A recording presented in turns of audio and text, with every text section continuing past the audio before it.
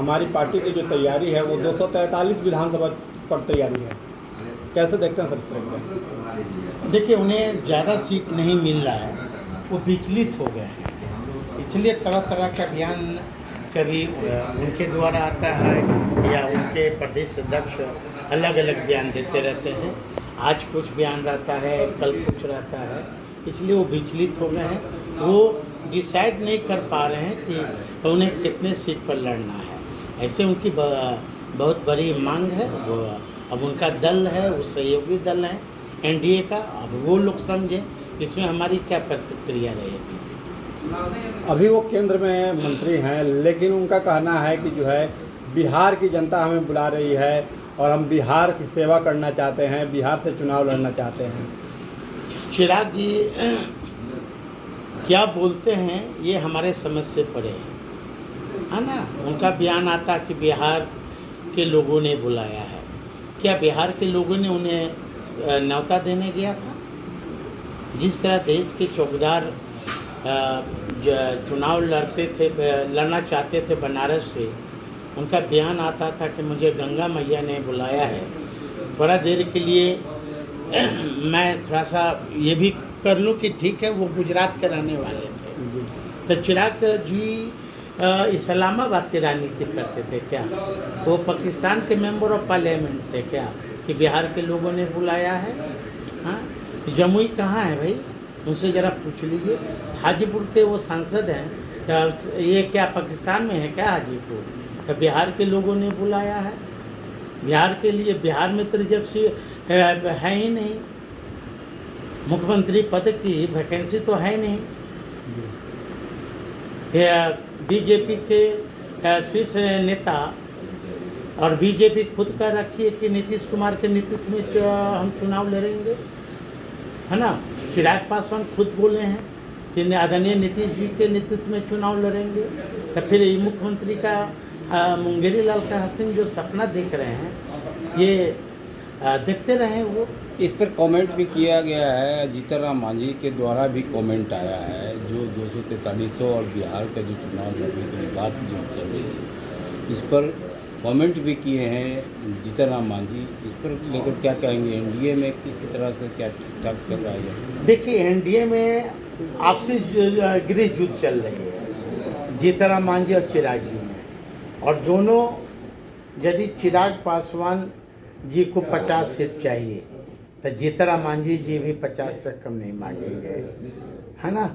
उसी तरह उपेंद्र कुशवाहा है तो 243 सीट ना बिहार में।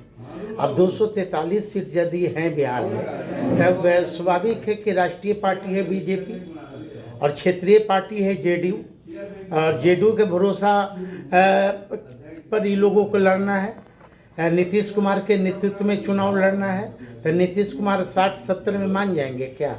तो इसलिए हमें तो ऐसा लगता है कि 100 सीट पर दोनों लड़ेंगे और बाकी 43 सीट पर अपने बीजेपी ने अपने सहयोगी दल को देगी, चाहे जितना हिस्सा में आ जाए। सर, एक सवाल था, चूँकि बिहार के नेता, दलित का नेता जो है कि जीतन राम मांझी जी भी हैं, और दलित का नेता जो है आपको चिराग पासवान जी को माना, जब कुछ बोला जाता है चिराग पासवान जी के द्वारा तो इस पे कटाक्ष करते हैं जीतन राम मांझी। आखिर क्या इन लोगों में आपसी क्या कंट्रीब्यूशन है जो जिसके जो है वो चाह रहे हैं कि मैं दलित का नेता रहूँ, वो चाह रहे हैं कि मैं दलित का नेता रहूँ? इस तरह का कुछ ऐसा भी कुछ क्या सवाल है, कुछ आ रही है? एक दूसरे में, दोनों में कंपटीशन देखने को हमेशा मिलता रहता है। भाई मैं तो कह रहा हूँ कि दोनों नेताओं में आपसी गृह युद्ध चल रहे हैं कि हम नेता हैं, हम नेता हैं।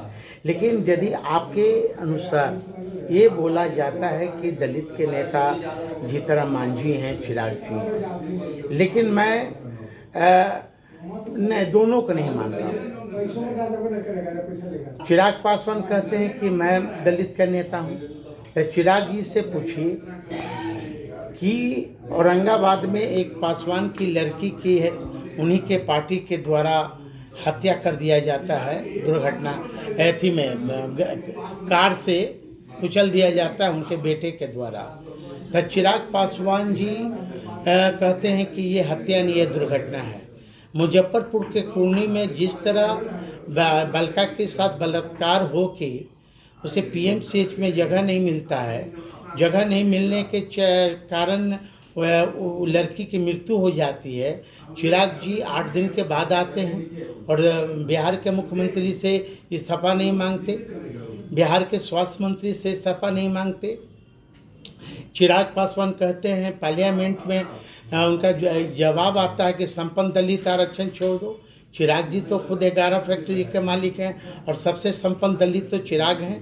उसी तरह जीतनराम मांझी जी से पूछिए कि वो कहते हैं कि दलित के नेता हैं, तो जीतनराम मांझी जी का तो बयान आया है कि मैं जनरल सीट से चुनाव लड़ूंगा, मुझे आरक्षण नहीं चाहिए। तो फिर आरक्षण नहीं चाहिए तो फिर रिजर्व सीट से क्यों लड़ते हैं जीतनराम मांझी? चिराग पासवान जी भी कहते हैं कि संपन्न दलित आरक्षण छोड़ दो, फिर वो रिजर्व सीट से क्यों लड़ते हैं? ये बहुत बड़ा मामला। ये लोग सिर्फ पब्लिक को मूर्ख समझते हैं। अब यहाँ आयोग बनाने की बात हो, एमपी बनाने की बात हो, तो चिराग जी बिहारी फर्स्ट कहते हैं, और जब टिकट देने की बात होता है तो जीजा फर्स्ट हो जाता है। जब आयोग में अध्यक्ष बनाने की बात होता है तब जीजा फर्स्ट हो जाते हैं। उनके कार्यकर्ता सिर्फ दरी बिछाने के लिए और जिंदाबाद नारा लगाने के लिए होते हैं क्या? चिराग जी के पार्टी में कोई पासवान लीडर है कि नहीं, कार्यकर्ता है कि नहीं? हाजीपुर के लोगों को देते। उसी तरह जीतनराम मांझी जी को धर लीजिए। जब टिकट देने की बात आएगी तो समधन आ जाएगी, जब टिकट देने की बात आएगी तो बहू आ जाएगी, जब टिकट देने की बात आएगी तो उनके बेटे आ जाएंगे, जब टिकट देने की बात आएगा तब उनके मंत्री बनने की बात होगा तो उनके बेटे बनेंगे, जब आयोग में अध्यक्ष उपाध्यक्ष बनना तो उनके दामाद बनेंगे। तो ये लोग दोनों लोग परिवार में घिर गए हैं। ये लोग को कार्यकर्ताओं से कोई मतलब नहीं है। बिहारी फर्स्ट इनका विजन जो है वो अधूरा है। अब इनको एक नारा देना चाहिए, जीजा फर्स्ट, हाँ, और जनता पासवान हट। बीजेपी आप भी तो सर जो है कि चिराग जी का जीजा ही लगते हैं, तो आप इस तरह का आरोप लगा रहे हैं चिराग पर, क्या लगता है सर? आप भी तो उनके रिश्तेदार में जीजा ही लगते हैं। मैं डिनाई नहीं कर रहा हूँ। हमारी पार्टी अलग है, हमारी विचारधाराएं अलग है, चिराग पासवान जी का विचारधारा अलग है। हमारी विचारधारा बाबा साहब अम्बेडकर आदरणीय लालू जी के विचार पर चलता है। चिराग जी के विचार गुटसे के खानदानों के साथ है। अब चिराग जी से पूछिए ना, चिराग जी से पूछिए और जीतनराम मांझी जी से कुछ सवाल के जरूर करेंगे कि दोनों केंद्र में दलित के नाम पर मंत्री बन बैठे हैं, शेड्यूल कास्ट के नाम पर। तो चिराग जी से पूछिए, जीतनराम मांझी से पूछिए कि अभी तक प्रमोशन में आरक्षण क्यों लंबित है। दोनों नेता से पूछिए कि अभी तक जुडिशियल में आरक्षण क्यों नहीं है। दोनों से पूछिए अभी तक हमारा बैकलॉग शेड्यूल कास्ट का, शेड्यूल ट्राइब का क्यों नहीं अभी तक फुल हुआ। इन लोग से दोनों से पूछिए कि जो योजना आयोग है, पावर प्लानिंग कमेटी जो केंद्र का है, उसमें अभी तक शेड्यूल कास्ट कितने हैं। ये दोनों से पूछिए कि अभी तक न्यायाधीशों की संख्या शेड्यूल कास्ट और शेड्यूल ट्राइब की कितने। ये लोग बताएंगे ना कि गुड़ खा रहे हैं, गुलगुले से परहेज कर रहे हैं। तुम केंद्र में मंत्री हो और शेड्यूल कास्ट शेड्यूल ट्राइब के जो बातें हैं उसको तुम नहीं धरोगे। चिराग जी से पूछिए कि बिहार के जो चौकीदार दफादार 3 साल से सड़क पर उतरे हुए हैं, लाठी डंडा पैना खम से पुलिस से मार रही है, चिराग जी उनके लिए क्या किए। चौधरी पासी समाज के लिए चिराग जी लवनी लेके निकले थे, शायद आप लोग को याद होगा। हाँ, जब मंत्री बनने से पहले, जब मंत्री बन जाते हैं तो टोटल दलितों का मुद्दा है वो भुला जाते हैं। अभी तक सबसे ज़्यादा नीतीश कुमार के राज में सबसे ज़्यादा यदि हत्याएं हुई है, बलात्कार हुए हैं, तो पासवानों की लड़की के साथ सबसे ज़्यादा बलात्कारों की संख्या बढ़ी है, राजनीतिक हत्याएं बढ़ी है। लेकिन चिराग पासवान का जब भी आप इंटरव्यू लेंगे तो नीतीश कुमार को पानी पी कर कोसते थे। सृजन घोटाला के नाम पर कहते थे कि मैं जेल भेजूंगा। चिराग जी कहते थे कि मैं नीतीश कुमार की मानसिक संतुलन खराब है, इन्हें कांके के हॉस्पिटल में भर्ती हो जानी चाहिए। तो चिराग जी जब दलितों पर, पासवानों की माँ बहनों पर बलात्कार होते हैं तो आपका एक दिन भी मुंह नहीं खुला। आप धृतराष्ट्र की तरह आप देखते रहे और कुंभकर्ण की नींद सोते रहे।